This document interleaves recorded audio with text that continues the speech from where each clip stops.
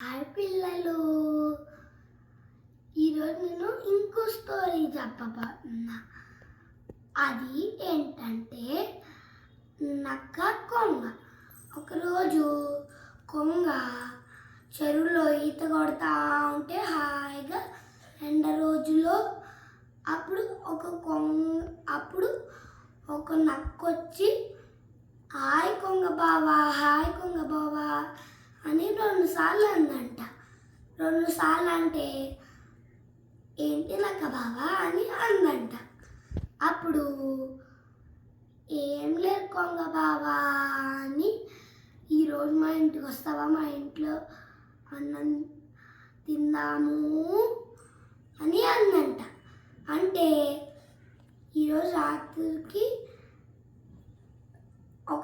ఒక అరగంటకి రా అందంట, రమ్మందంట.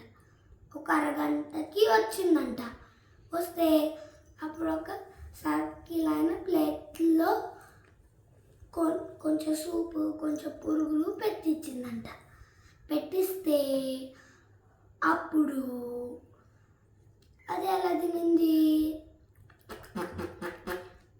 అని తెలియకపోయిందంట. అని